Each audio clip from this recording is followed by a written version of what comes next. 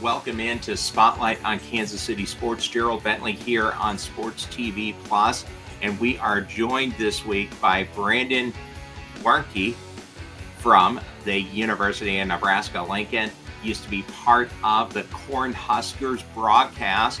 And, of course, Chris the Playmaker Stimpson from Hot 103 Jams, bringing you home.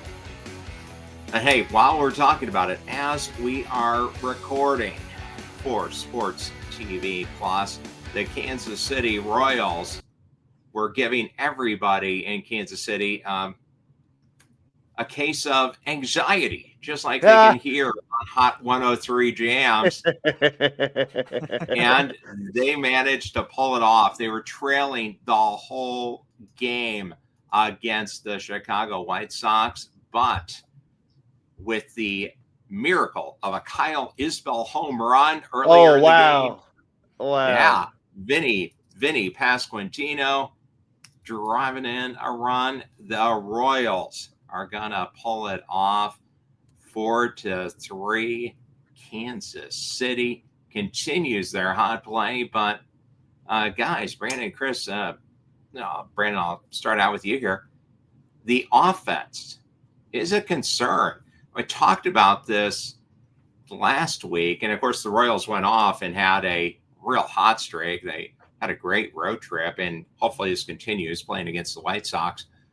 But they still have one of the lowest performing offenses in baseball, even with that home run surge against the Orioles. How do you feel about it, Brandon? Do you think they can keep riding this out and hope that Michael Massey, Vinny Pasquantino, and Hunter Renfroe get hot, or do they need to look for additions already? I mean, we are still very early in the season. I mean, we are in May, so it's kind of, not as big as a concern for me. I mean, definitely you want your guys to perform more. I think Hunter Renfroe is kind of underperforming as what he thinks he is. And, Massey, obviously, sure. Yeah. I mean, Pasquantino, he's either on and off. I know he's leading the team in homers, but, with almost a 200 average, you can't really produce as much with that. I mean, obviously, we live in this generation of baseball where we're not really looking much at average and more at like OPS and, with StatCast as well, exit velocity and launch angle. But besides the point, it's still very early to tell.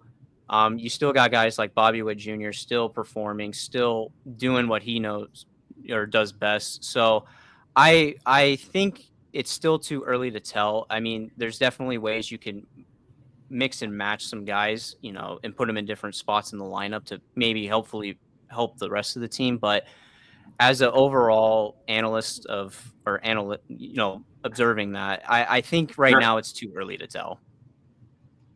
Well, I mean, that is always the constant point in baseball, right? It's too early, and it's just at some point it gets to be late for being early, and you're just not seeing the trend lines. Now, you made a point, though. Bobby Witt Jr. is doing what he does. He gets a game-winning walk-off single to deep center. Drew Waters scored. Freddie Fermin went to third. Jonathan India went to second. Obviously, Fermin could have scored as well, except that ends the game. You don't get to keep running. The game's over. Chris, are you feeling a little bit of, reassurance in Jonathan India looking like what we thought Jonathan India was going to be, as opposed to what we got at the beginning of the season, where he was scuffling and really just didn't look like himself? Right. And I attribute that to some of it. I'm sure switching leagues for one, coming from Cincinnati, coming over to Kansas City. So I'm sure he's getting you. And trust me, I'm sure the ballpark is different as well compared to playing at the Great American Ballpark coming over to the K. Yeah. So I'm sure it's different for him. Yeah, very different for him as well. So I think it takes the adjustment period, not only just get to know the park and the league, but also getting to know your teammates and all that other stuff as well. So I'm sure that comes into play. But like Brandon said, it's so early, man. We're in the beginning of May. Usually in June is when you kind of start thinking about, okay, now we got a real true test. We got, 2 months of a sample size to see what's going on. And And I think that's where the true test will come in, just seeing what they're going to do the rest of this week. It was a good sign to see what they did this past week against Tampa Bay and Baltimore. I think that was a real good sign. To do that on the road, yeah, especially on the road. I think that was a good sign.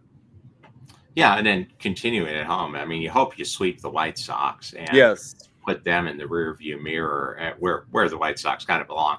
They're better than they were last year, but they're still a long way away from going anywhere. I get to drive by Kauffman Stadium every night, even if I'm not going to the game. I go right by it on my daily commute. And what's jumped out at me, this is a team now with over 20 wins already. I mean, for years, this is what we were hoping for, right? Last year and this year, after the World Series, where the rebuild just didn't come together, there's nobody in the upper deck. I mean, nobody. You can see the upper deck clearly as you're driving down I-70. Mm-hmm. Yes. I know the announced attendance has been like 12,000 on most of these games. Well, that's because season ticket sales are up a bit. After the playoffs, they have more season tickets.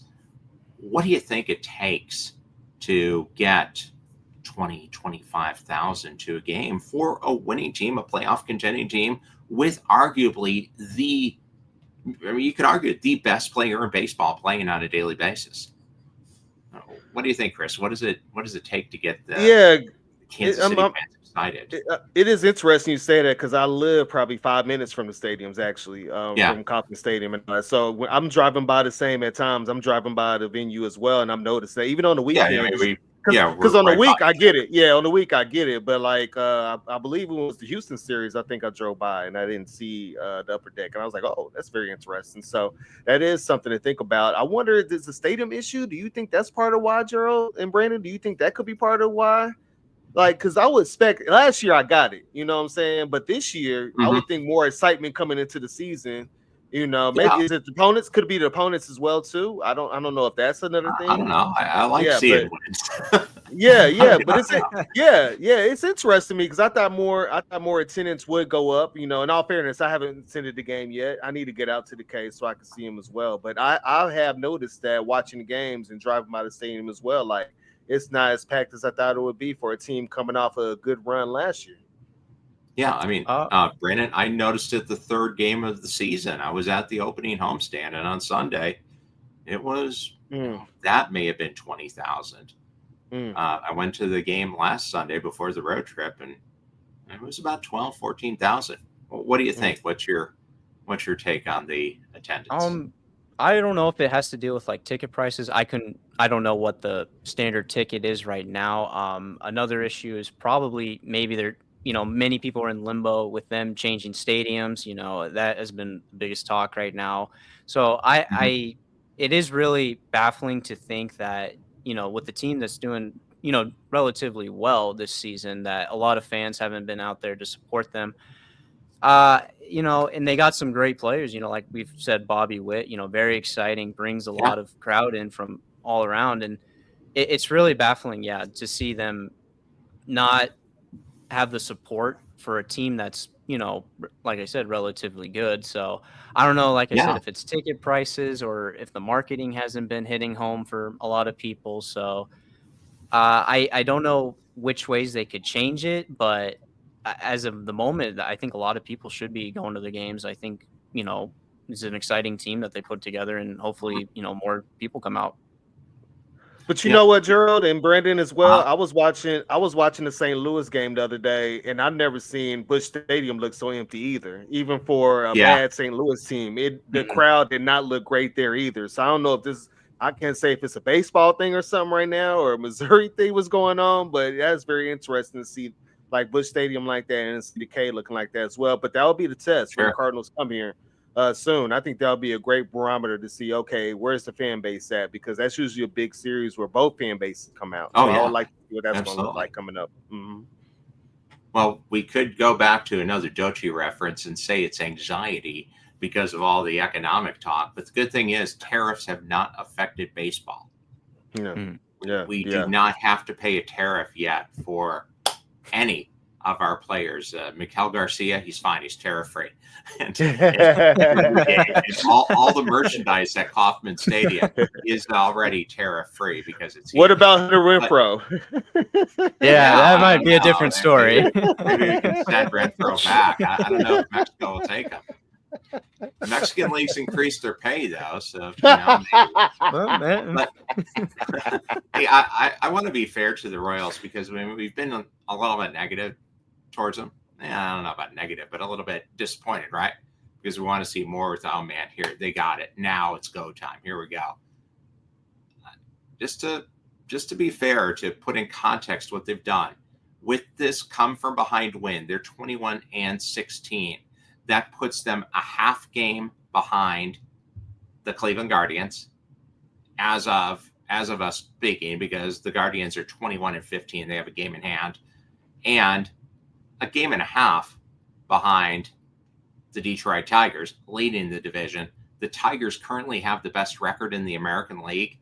The Yankees, the supposed super team, that man, they are going to walk their way to the World Series. No competition, no problem at all. They're 20-16. The Royals have a game in hand now on the New York Yankees. And the Royals would be leading the way in the AL West. Mm-hmm. So are our expectations, are we putting too much pressure on them?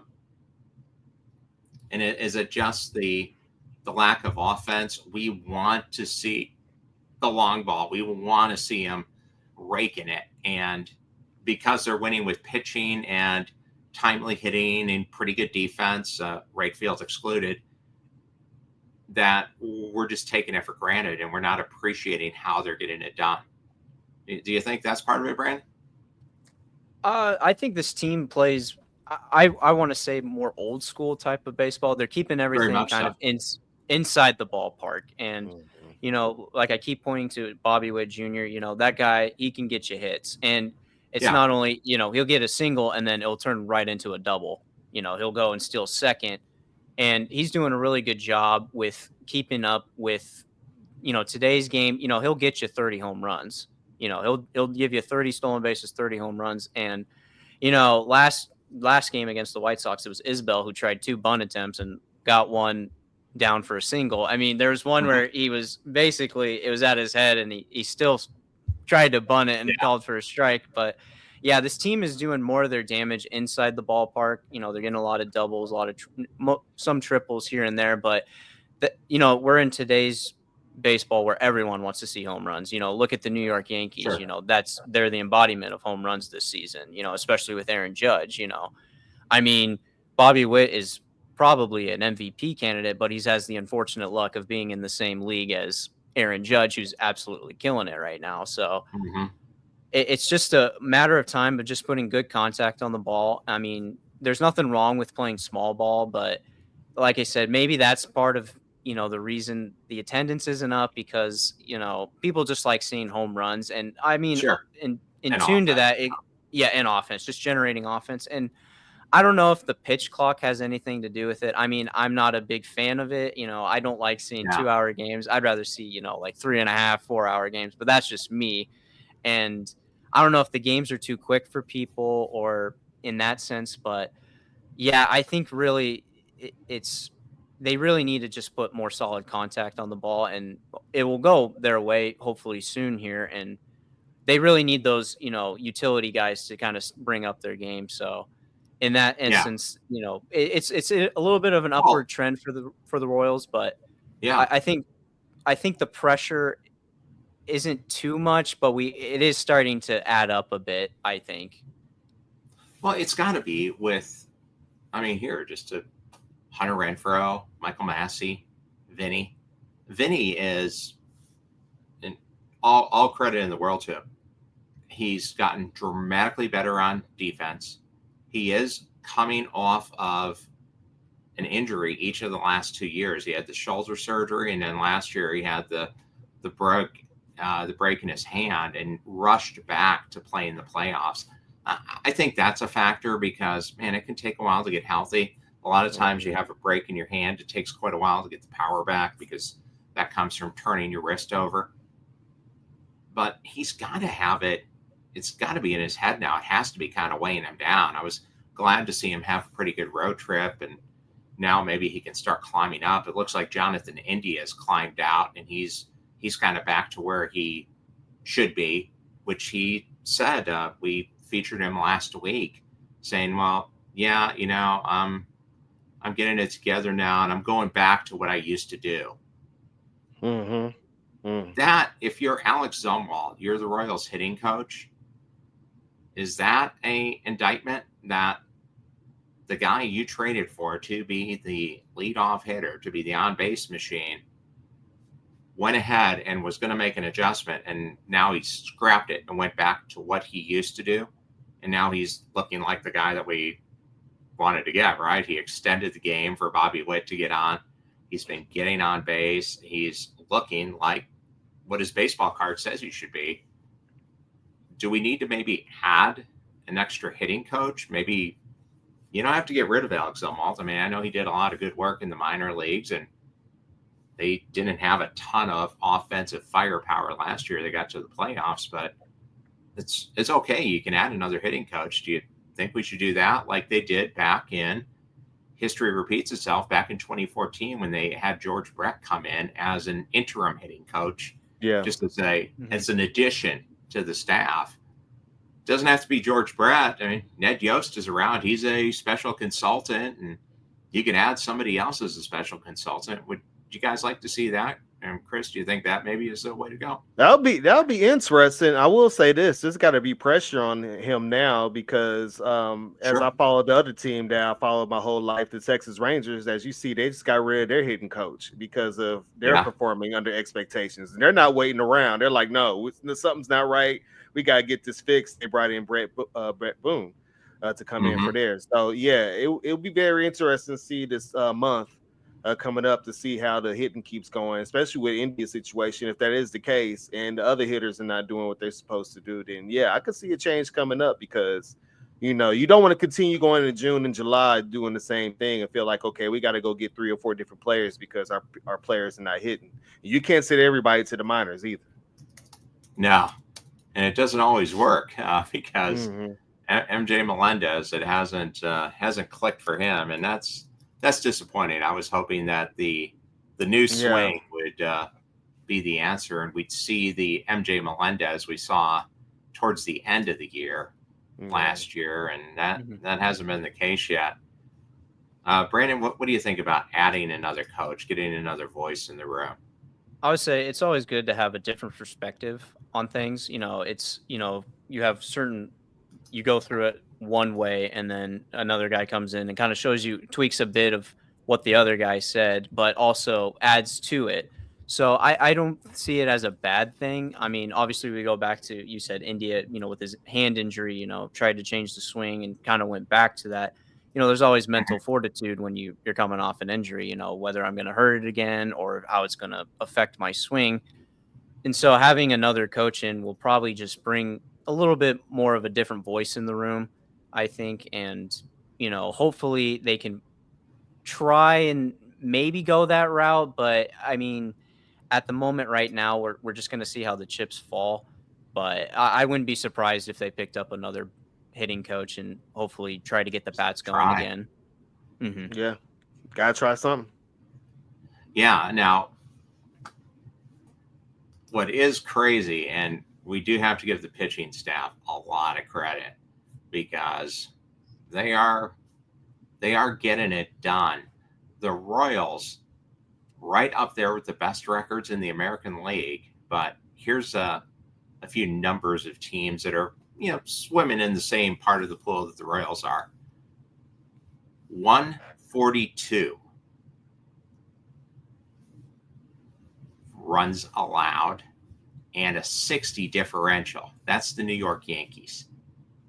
The Tigers, 116 runs allowed and a 63 differential. The Royals, 119 runs allowed.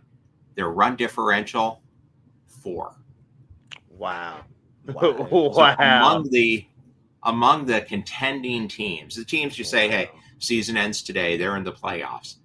That is the third worst run differential. The Guardians are -16, and amazingly, the Oakland A's playing in Sacramento, they're 20-16 with a -21 run differential. So the pitcher's doing their job. They're getting it done. Yeah, Starting definitely. rotation, including Noah Cameron from St. Joe, 6 1/3 no-hit innings in his outing. And then Cole Reagans comes back. He looks perfectly fine. Punched out 11 guys. Yes. That gives you a little bit of faith that, hey, there's opportunity coming. How surprised have you guys both been by the Brandon, go ahead and start by the pitching that we've gotten? Because it's really hard to duplicate the pitching staff year to year, and they seem to be doing it. I think they've done a tremendous job. I know Cole Reagans has been having a great season. Has 57 strikeouts. He's tied for second in the majors. So absolutely great outing from him.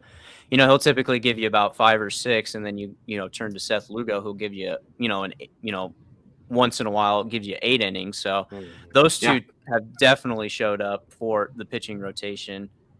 And, Michael Wacha, 0-3 in his first 5 starts, but, 3.52 ERA and, 29 strikeouts, not too bad, but, the ERA has been down and, they're going upwards in a trend. The pitching staff's done a great job as preparing for these guys, for the batters they're going to be facing, because there's a lot of great hitters out here in baseball right now. And,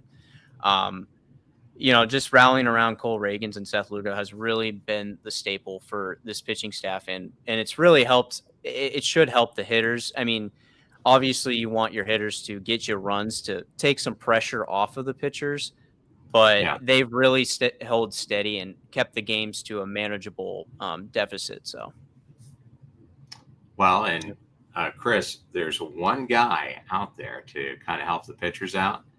And let's get your take on the pitching and how they've brought it over. I was going to mention too, Chris Bubik. Yes. Yes, under 2 ERA. That's a great look for him right now. And that was one of the pitchers you were looking at to see if they can bounce back and step up this year, after trading Brady Singer. So to see Bubich do his thing, Estevez. Yes.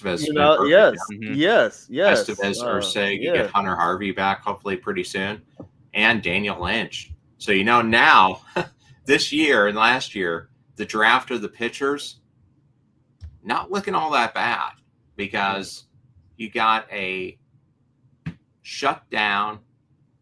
Ideally, I think you want him to be your 6th inning guy. So they're kind of rebuilding that bullpen strategy that they had during the World Series run. Because I think in a perfect world, you want Daniel Lynch, Hunter Harvey, Lucas Ursig, Estevez. Boom, boom, boom. So you guys get through the 5th. We got it. If we're even or ahead at the 5th, game over. And that's what the Royals were like when they were going to the World Series, because you had Hochevar, Herrera, Davis, and Holland, and you could just shut the game down. And they're kind of building that back again, which is tremendous. Gotta love it. I can't wait to see how it's going to look like. And you see all these other teams building bullpens after what the Royals did, to see what they did. So it's amazing. But you get the starting getting going, you get the bullpen going. All you got to do is get the hitting going. And I think the Royals will soar up. And I think they're still better than the Tigers and the Guardians. That's just my personal opinion. I think they're better than them. Yeah. So, but they're right there, like you say, they're right there in the mix. Doing what they're doing without hitting tells you everything you need to know about what the pitching is doing, and also what they're doing defensive wise too, somewhat. Yeah, the defense has been a stalwart. That was a big key last year. Obviously, we're kind of getting the outfield figured out, but yeah, what they say, if you can't hit it, then you better catch it. yeah. Well, the old line, right? The tried and true line. Fat kid hits first base. The other fat kid who hits right field. I mean, those are the 2 easiest. So, if those are going to be your weak spots, you can get by with them. A guy who's trying to play either of those weak spots, though, is making a lot of news. The Royals' #1 pick from last year, number 6 overall, from the University of Florida, Jack Caglione. Man, he's going to be hard to keep down there. 330 with an OPS of 1,012. 109 at bats. He scored 24 runs, 36 hits. Just had a 2 home run game. He's getting it done. How long can you keep him down there? Not too long, hopefully, because you don't want to rush these guys. It is very, very detrimental to push a guy too far. I mean, look at what the Baltimore Orioles did. Last season. They brought up their number 1 prospect, did not do very well, was not ready for the major leagues, but has gone down, and he's still trying to develop his brand of baseball. But obviously, he's in Double-A. Caglione is in Double-A, and he's going, eventually make Triple-A. So it's a moment of whether or not the right time is. Obviously that 2 home run game he had last game, that really shows you he might be ready. But like I said, we're in the middle of May. It's early in the major leagues, and so we will probably see here come June, maybe a little bit later, maybe sooner. You never know with these types of situations, but I wouldn't be surprised if they brought him up relatively soon, come about June. Yeah, it's just there's a little added element though in the new collective bargaining agreement.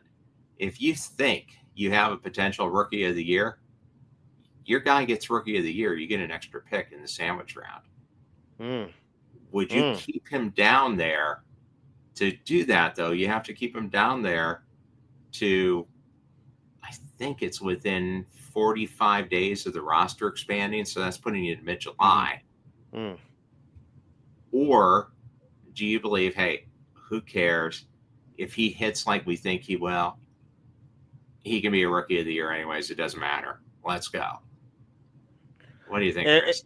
And my thinking too, Gerald, is maybe that might solve some of your ticket issues as well. I wonder if he'll bring people out to the K, because I know a lot of people is talking to him. I talked to a friend about trying to drive down to Arkansas to maybe see a game, or if he went to Omaha, maybe drive up to see that, just to see what he's all about, because I've been hearing so many good things about him. So maybe that might solve your ticket thing as well. And if the hitting continues to look like what it is, you might have to force his way to come up. If the hitting continues like it is, he's not going to have a choice. Yeah, if he continues to rake like he's raking down there, and you've seen players come up from Double-A without going to Triple-A or whatnot. So I wouldn't rush him. I wouldn't rush him if you don't think he's ready. But if you think he's ready, and by the way, he's an older player too, if I'm not mistaken, because he came from Florida. Just turned 22. Yeah, so he's You're not running a high school kid out. Right. So I don't think it'll hurt him too bad. But I would at least wait till June to even think about trying to bring him up here, at the earliest. But let him see what he can do in Omaha first. If he does some crazy stuff in Omaha in the week, then okay, it's over. Let's go. Yeah, and Omaha on the road this week, so I think you wait until next week. All the minor league teams are off on Monday.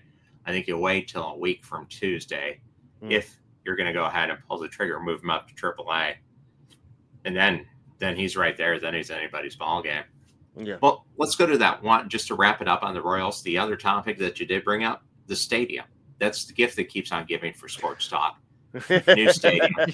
I dragged it out for 2.5 years in Cleveland before the Browns deciding to move to Baltimore ended the era of 2 sports radio stations 24 hours in Cleveland, and that brought me to Kansas City. So not exactly fond memories of the new stadiums, but I did get to cover Progressive Field when it was Jacobs Field when it was first built, and it did make a big difference.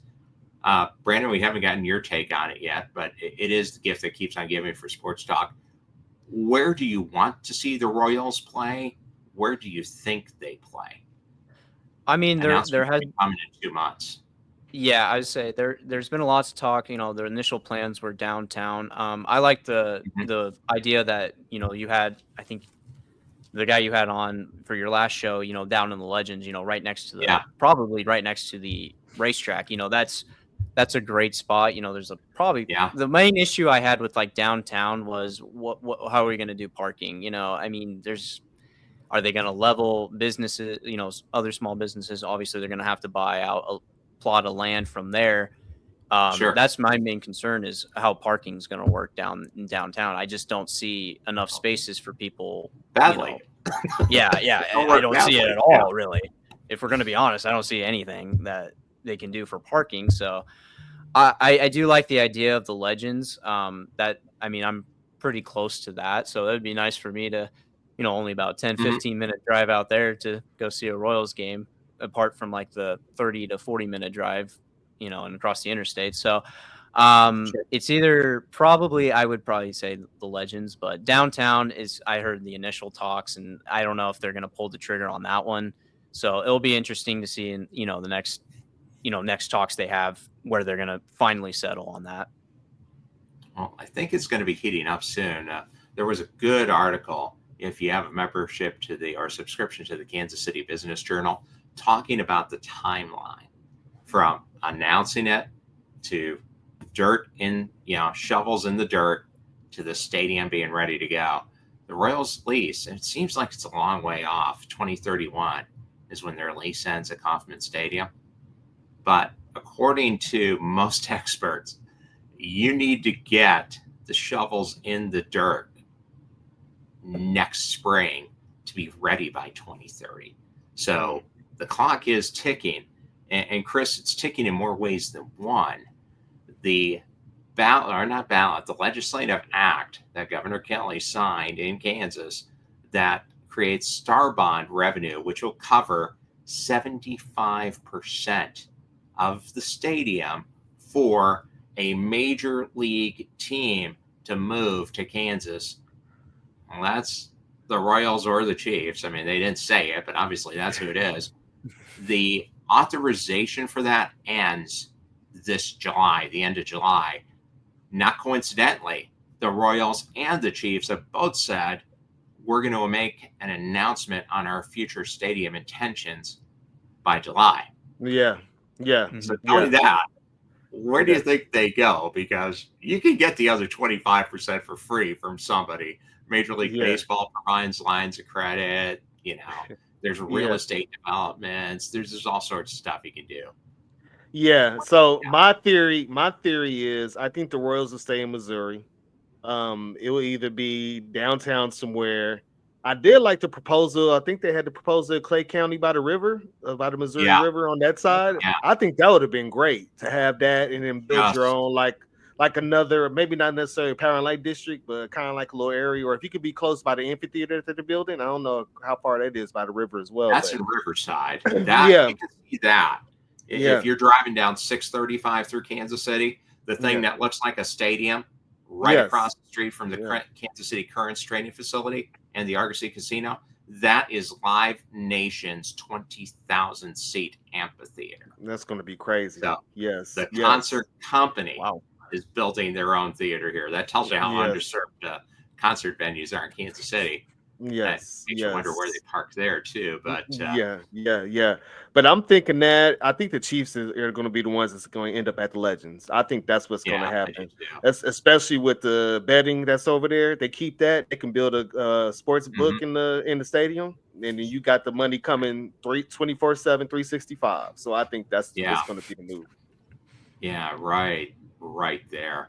And then I like the idea of the Royals. Basically, what they're talking about, I think the number one place, if they go to North Kansas City, which would be the Clay County option, drive down the Broadway extension, 169, go across the Buck O'Neill Bridge, and you'll see this big retro style apartment building called the Oxbow. And you can see the sign, the Oxbow, on it, on the top driving down the highway. All the buildings next to the Oxbow are mostly owned by Kansas City Life Insurance.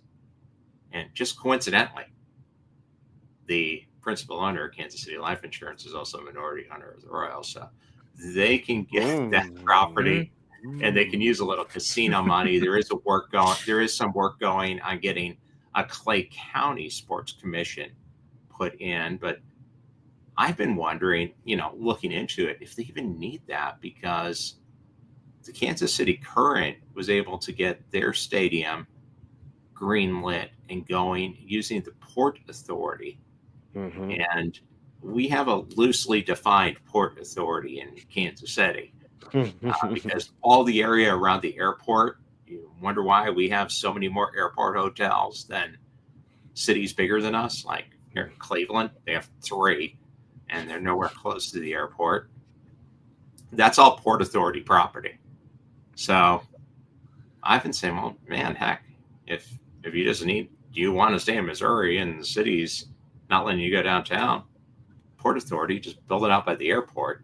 It's probably not the best option, but man, they have all the space in the world if they want it. But I think something like the current stadium in North Kansas City, that would be fine. They just need to get the parking figured out. Yes. Absolutely. Yes. Absolutely. Yes. They could run the streetcar to it, I guess. They want to run something. The buses, planes, trains, and automobiles. Yeah. And, hey, it's not just our problem, though, because if you saw any of the videos, just look it up. People leaving WrestleMania. It was a human roadblock leaving Allegiant Stadium because there's only one street to walk you from Allegiant Stadium to the Strip. Oh, wow. It's not attached to Mandalay Bay. There's a hallway from Mandalay Bay that leads you to that one street they shut down. And then everybody walks down that street to the stadium and everybody walks out.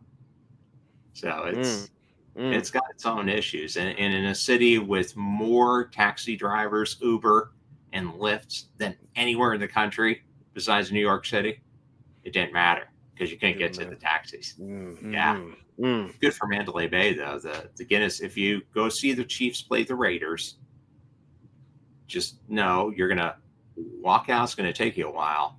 Go into Mandalay Bay. There's actually a authorized Guinness brewing bar and Irish pub in the mall section in Mandalay Bay on the second level. So that was a good place to hang out and wait for the Cavs to become available in about 90 minutes. So, I need to keep that in mind. Problems. Yeah. I've gotten to go to a bunch of different stadiums in the last couple of years, and the only ones that really do a good job of effectively moving people in and out, coincidentally, are the ones with subway lines right to them. Progressive Field in Cleveland, the subway's right there. Lincoln Financial Field, the subway is right there. In Yankee Stadium, it's right there. Those ones, in and out, no problem. Any place you have to drive, it's not much different than us. It kind of surprised me because I was spoiled a little bit going to Progressive Field and the Cleveland Browns Stadium on the lakefront, being able to just take the subway and walk to them. When I moved here, I thought, God, what are we doing? This is insane.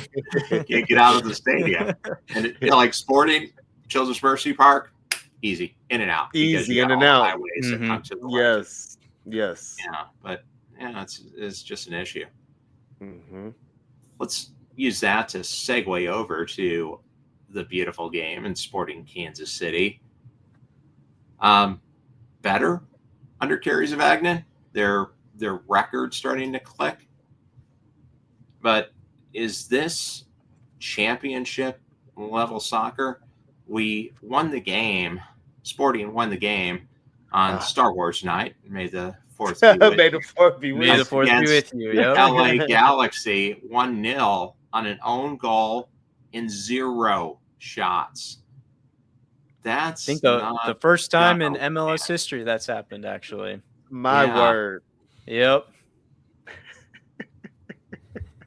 I mean, is that the style people want to go see? I'm pretty sure it's not the style the players want to play. It's the weirdest game I've probably been to in my life. And keep in mind, we had the media game at halftime as well. And there was probably more action in that game than what happened in the actual LA Galaxy Sporting KC game, which is crazy. But I cannot believe, I remember going back upstairs in the press box and I looked on the board and I saw 13-3 for shots. And I had to look, I was like, wait a minute, the yellow is for Galaxy and the blue is for Sporting. I was like, it's like, there's no shots? I had to look, I was like, there's no shots at all. Like, I've heard no shots on target. I've heard of that. But you get shots off just now on target, but no shots. I could not believe that in my life. It's to win a game. On the own goal, like, but if he didn't take that shot, They Yeah, at wouldn't least be you able got to one get in that. the you got one But close enough. yeah, but Probably I don't not know. terribly. That should have counted as a shot, The one, Yeah. the one thing I Yeah. would say, Brandon and Gerald, is I don't know if this says more about Sporting and what's going on with that game, or what's really going on with the LA Galaxy. Which, by the way, if you never followed MLS, you would not known that team just won the MLS Cup like literally last November or Yeah. December, and to Well, see how bad they are this season, just missing one player, that might get a coach fired. who's here now? Dejan Jilovic, the Yes. striker, Mhm.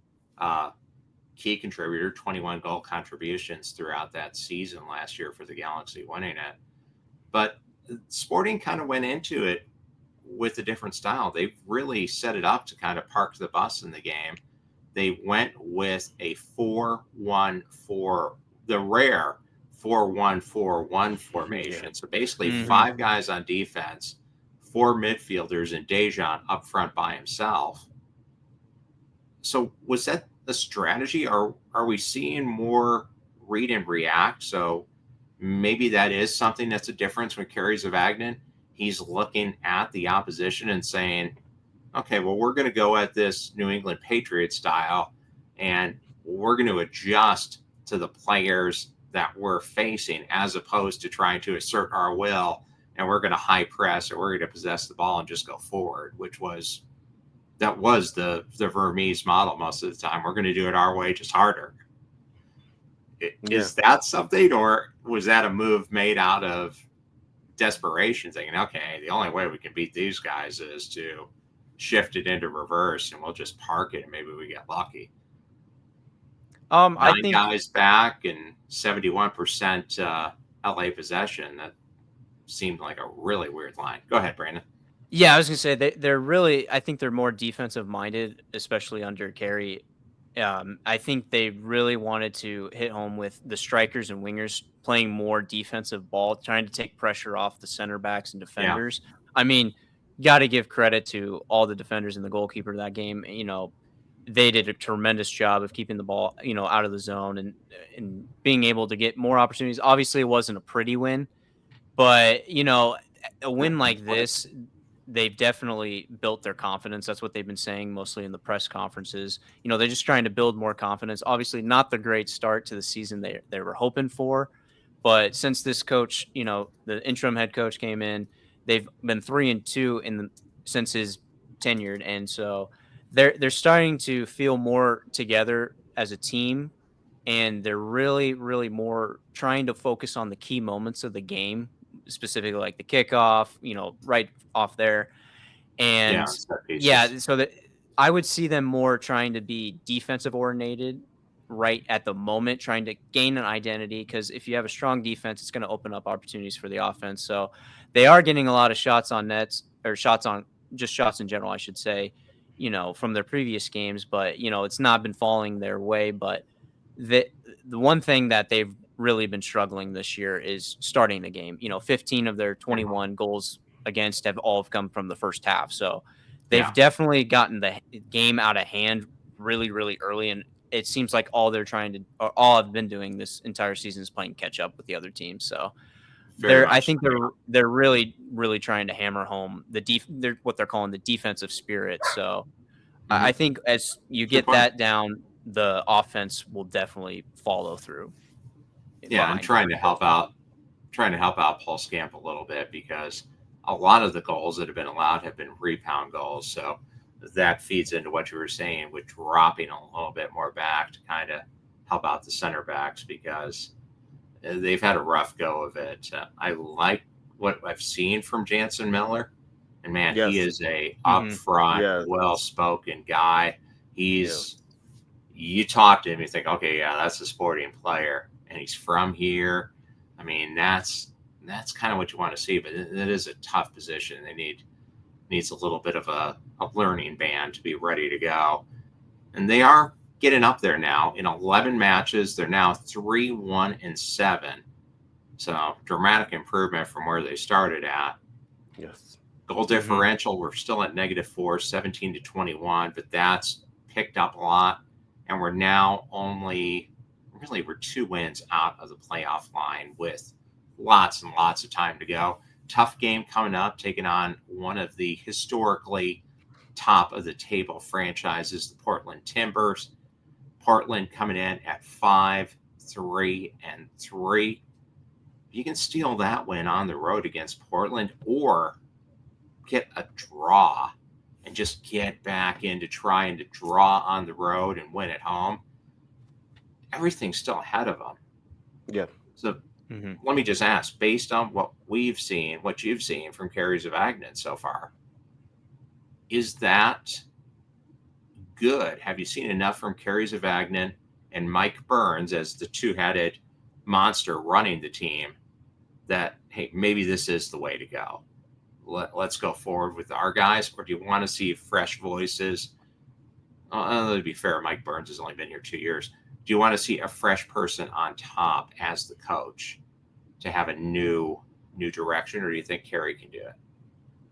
I think Kerry can. I'd like to see how the rest of this year shape out before I would make a decision on him, just to see how things going since it's still early. Sure. I still think we'll have to bring in some faces coming in July whenever the transfer window opens back up, because I think they're still going to have to answer some questions in some of the spots. But the one thing I do like about Kerry that's different is he's winning in different ways. So you can win 1-0 with an own goal. Yeah, so you can win one way that way. You can also win a shootout when he won 5-3 against San Jose. So you could see where, okay, we could score and win, we could counterattack and win. And so he's finding different ways. And I think he's still trying to figure out different combinations as well, especially on defense. Defense, I think, is still the biggest area that they're trying to fix. And I think they found one with Miller. So it's a question of, okay, who can they partner him with? Is it Rosero? Is it Volodare, who was playing with him this past week? You know, that's going to be the main. Yeah, that's the new guy, Joaquin. Yeah, so there's something you have to think about. Who is that person that you're going to be able to lock next to Jensen Miller and see where they go from there? I think that's going to be the biggest fix. And Brandon, are they willing? They've said they're going to do 3 transfer windows to build the team up. Are they willing to throw the money down? They were really...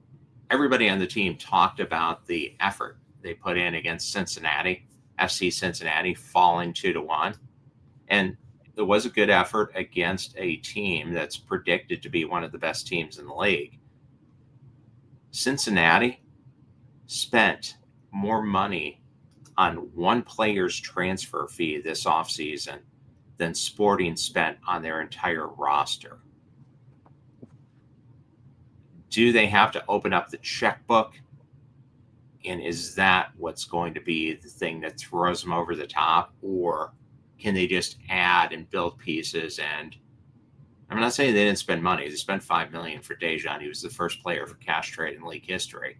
But do they need to get into the running for some of the high-level international players from La Liga, from the EPL, from Brazil, from the Bundesliga? What do you think? Can they kind of patch it together like they have historically, or are they going to have to open up the checkbook more? I think, like I said, they're 3-2 under this new interim head coach. So I think it's a little bit of a wait and see type of situation.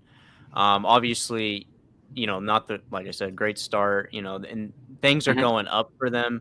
They're changing things up on defense. I think they're really hammering that down. But yeah, if it's not working out, you got to open up the checkbook and see what you can do there.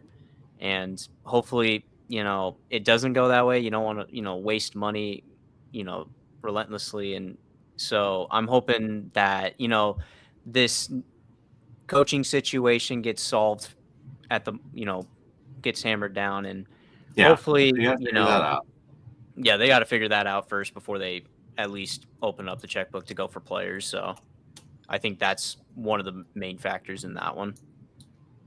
And supposedly, I don't think we've gotten direct confirmation on this. There's also a potential search going on to see if Mike Burns is a long-term answer, although I kind of think he's here because they just hired him. Yeah. This is his second season. So, I think you got to give him a little bit of run. And your different voice. Yeah, he's offering a different voice. So, see what he can do first before you do that. Yeah, I agree with that. And just to wrap up soccer, Kansas City Current, a very surprising line. They get shut out in their last road game, taking on the Seattle Reign. They'd also dropped a road game to the North Carolina Courage. Not playing at full strength. Temwood and Starch came in late. Michelle Cooper's been banged up a little bit. Alana Cook's been banged up a little bit. They're still in a great position because Orlando's also dropped 2. So I'm not terribly concerned. I think we'll see a return to form when they take on Bay FC coming up Mother's Day at CPKC Stadium. How much do you think the Current actually, this is something we've talked about a lot, can benefit from a loss?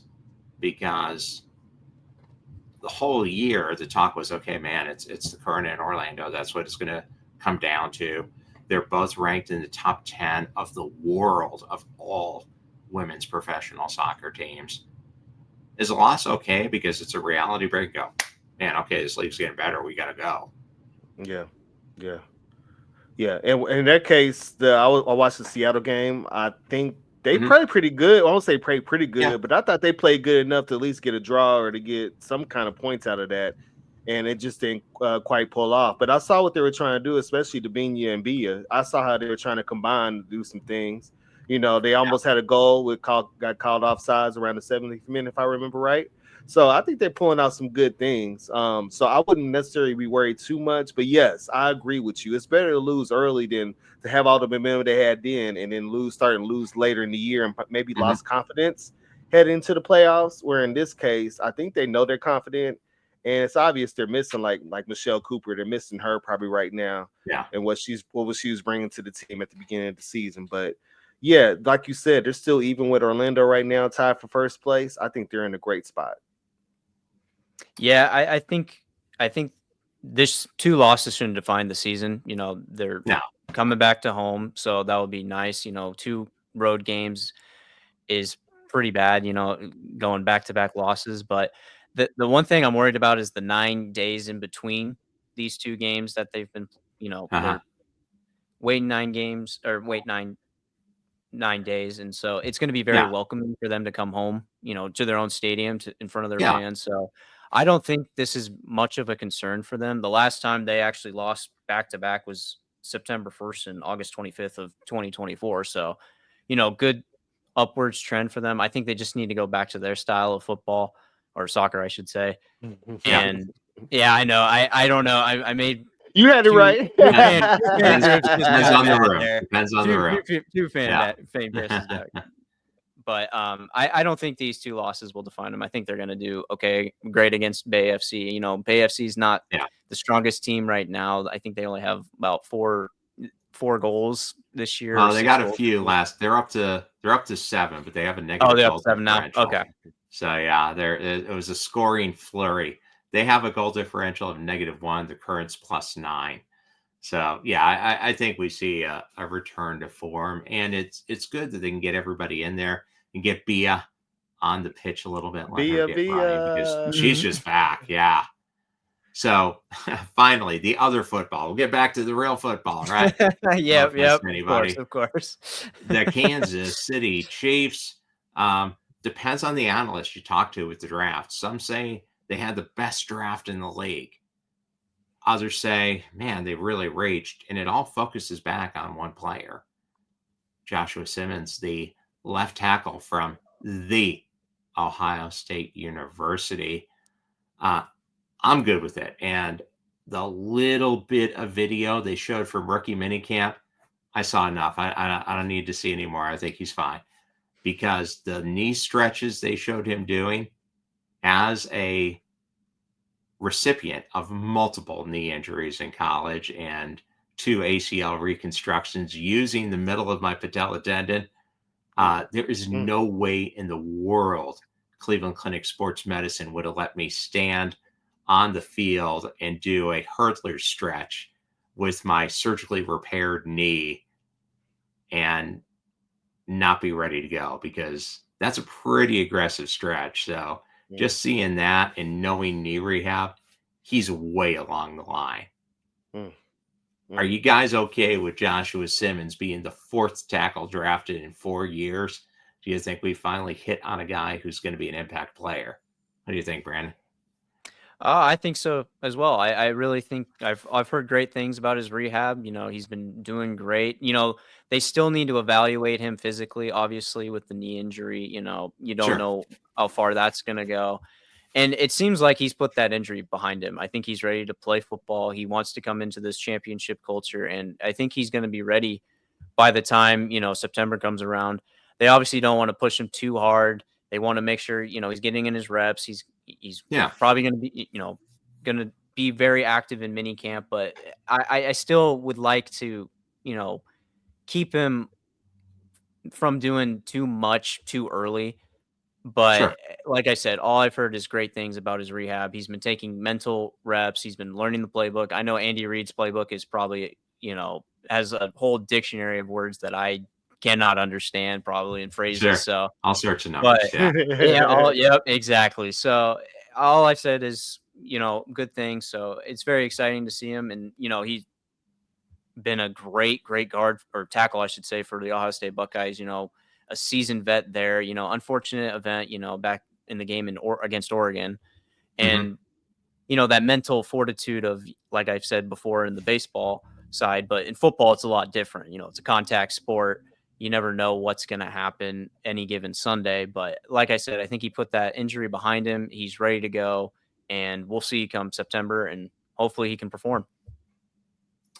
Well, and Brandon, I just want one more question because we are talking to somebody who is less than a season removed from covering the Nebraska Cornhuskers on a daily basis in the Big Ten Conference. Your opinion, how big of a jump is it from the Big Ten to the NFL? Is it the closest? SEC, Big Ten? What do you think? I am biased. I still think the Big Ten is the best conference in football. I mean, the SEC is very talented, but it's a lot different playing in November in Minnesota than it is Alabama. These guys play in snow most of the time, especially in Minnesota. It can get really bad. But when I think of it, I do think that the Big Ten is probably the closest when it comes to the elements and the weather. Look at Iowa. They have a pro style playbook. And most of their offensive tackles and guards that come out of their college are pro ready immediately because they understand how pro teams run their offense, how pro teams run their playbooks. So the SEC definitely has the talent for the NFL, and they do have the highest level of competition. But I do think Big Ten is more invested in trying to get these guys pro ready by playing pro style type football. And yeah, I would say it's close, but I like I said, I'm a little biased. So I do put the Big Ten a little bit higher up than the SEC. So no, it's a good take. I wanted to get your opinion on it. And Simmons did play for a former NFL head coach, not Ryan Day, but the offense coordinator, Chip Kelly. So he shouldn't be all that surprised with what he sees. Don't you think, Chris? It should be a fairly easy transition. Yeah, he's a winner for one, because Ohio State's a winning program. Two, think about who he's blocking for. He's blocking for probably the 2 running backs that you were looking at in the draft with Travion Henderson and Quishon Judkins. Yeah. So you got to think about that, and Willis Howard. So you got to think about who he's blocking for as well. And I like that part of the game for him. And you still got insurance too. You can let him. I'm assuming I'm assuming he'll be ready to go for the season. But just in case, you still got Jalen Moore that you just signed as well to help, to go along the way. So, and Patrick, I'm sure they're going to work together because he'll work with him as well. Because Patrick's going to want him to see just as much as Jalen wants. Not Jalen, but I'm sorry, Josh wants to see blocking for Patrick. Yeah. Patrick's going to make sure, because that's going to be the man. He has to make sure that he blocks for him good. So I think they'll have a good rapport as well. I think it'll be a good look for him. And sometimes those picks, you don't think they're not sexy, but they all come out in the end. And you just don't know. Players like that, can extend Patrick Mahomes' career just by some of the blocking he can do. So, like you say, seen how his knee's doing good right now. I think he'll be good to go. Well, and we've been chasing that position since Eric Fisher. Yes. And Eric And, Fisher shows it was disappointing, right? People weren't excited I was about going Eric to say, Fisher. how He many was people 1-1. wanted that pick? Yes. Yeah. No, but he locked that position down for 7 years. Mm-hmm. And it's been a revolving door. We had Orlando Brown Jr., we had Donovan Mitchell, Wanye Morris, Lucas Niang, Kingsley Suamataia. And we need 2 tackles because Juwan Taylor, after this year, is gone. If Juwan Taylor's back next year, that's a major problem because you can save $20 million against the cap by letting him go bye-bye. So Jalen Moore and Josh Simmons, by the midway point, they got to be showing that, hey, man, you hit on both of these guys, they can play. Yeah. Because then, okay, now you got Creed locked down. I'm sure they'll re-sign Trey to a long-term deal. And then the spirit of pro wrestling will recognize the bloodline. Kingsley Suamataia can become the original tribal chief of the offensive line, and he can lock down the Joe Tooney spot. And then we're all good. There'll be plenty of time to talk about that. Yeah. Give a few yeets. With that, on that pro wrestling reference, let's go to our champion of the week. Hey guys, it's your girl Ash by Elegance, and you're watching me on Wrestling Spotlight.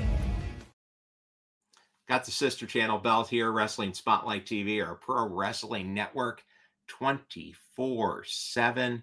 You can tune in, you can watch some great wrestling from Glory Pro, and it's very nice, very evil wrestling featured this week with Danhausen making an appearance in Glory Pro. Pro South is on there, and we still got some reactions to WrestleMania and a build-up to Backlash, talking with Garth Wall from Las Vegas and our contributor, Sonny the Man Eagle Kane, formerly flying around the Mid-Atlantic territory of the NWA. Brandon, who's your champion of the week? Who won the week for you in KC Sports? I got to give that to Michael Garcia. Last 7 games he's been on an absolute tear. 480. This game tonight wasn't good. 0 for 3, but the game on 2 days or yesterday, I should say. 1 for 2, 2 walks and 2 stolen bases, and then obviously that breakout game against Baltimore where he hit 2 home runs for 2 RBIs and then went 3 for 5 on the night. So I think Michael Garcia is going to be having some good games here in the future, and he's my champion of the week for sure. That's a great pick. Chris, your pick. My pick, just saw the announcement today. I want to show him some love. CJ Sapong announced his retirement, former Sporting KC player. When I first moved up here and started following Sporting Kansas City, he was like one of the first players that I liked playing for Sporting Kansas City. And so I wanted to just show him some love. He said he's ready to head to his next chapter, man, and appreciate what he did for Sporting, man. I thought he was a good human being, not just a soccer player, but also as a good human being. So shout out to CJ for his next mission, man. Salute. Absolutely. That's a good one, too. And I'm going to go with the Chiefs wide receiver picked in the 4th round, Jalen Royals. Man, he had to be disappointed because he had a foot injury that took away the second half of his senior season. But got to be feeling pretty good that he fell all the way to the Kansas City Chiefs. He was projected as high as actually where Luther Burden ended up going, a top 10 pick in the 2nd round. Chiefs get him in the 4th round, really, really close to where the Lions drafted Amon-Ra St. Brown in a similar situation, coming off an injury in his senior year. Jalen Royals getting to walk into the Chiefs receiving room, possibly getting to contribute immediately if there is a suspension to Rashee Rice. That's a great pickup. So as a wide receiver going to an Andy Reid offense, you got to be pretty good. Yes. Jalen Royals on the heels of Rookie Minicamp, champion of the week here. We'll be back with more sports content here, more coverage of Kansas City sports right here on Sports TV Plus. You can watch us on Carbon TV, on Watchy, on Sports.tv. And of course, you can download that True TV Plus app, take it with you anywhere you go. Brandon, anywhere where people can get in touch with you if they want to get a little insight. You could probably you could probably just follow me on my Instagram. It's just Brandon, my first name and _ Warnke. And Yeah, I'm pretty much there all the time. And then my Twitter, I'm not much on right now, but I would say just Instagram. Good enough. And Chris, I know people can listen to you on the way home, Hot 103 Jams, and follow the meteoric rise of anxiety up to the top of the charts. Where else can people keep up with you for some sports content and all the news about the music industry? Because it's hot, it's heating up now too. We're coming up to Oh the yeah, it summer is. time. Yeah, summertime. You know, all the jams and the slaps about to come out. So make sure you follow us. I'm on 3 to 7 Monday through Friday on Hot 3 Jams. KPRS.com is the website. Hot 3 Jams is the app. You can follow me at Playmaker 316 on Instagram, and I still say Twitter, not X. And also check out my podcast, Stimpson Ain't Easy, with my brothers, where we rank stuff and just talk crazy through a whole episode. So check us out, Stimpson Ain't Easy, wherever you get your good podcasts. There you go. And no, crazy, right? No Cowboy Carter. If you want to go see Beyonce, the closest you can go is Chicago. That's coming up next week. Oh, no, I got to pay my mortgage. No Kendrick, no SZA. Nope. I got to pay my mortgage next month. That won't happen. Yeah. I'm trying to get to. I'm trying to get to AEW All In though. I'm trying to get there for the summer when I go visit my dad this summer. So that's where I'm trying to get to. Much more affordable than going to see Kendrick and SZA. And if you want to see SZA on a budget, you got to get in the car and drive. Yes. It's going to be a long trip. With that, we'll wrap it up here. Thanks for tuning in to Sports TV Plus. For spotlighting Kansas City sports, Gerald Bentley. Have a great night. And thanks a lot, guys. Appreciate it.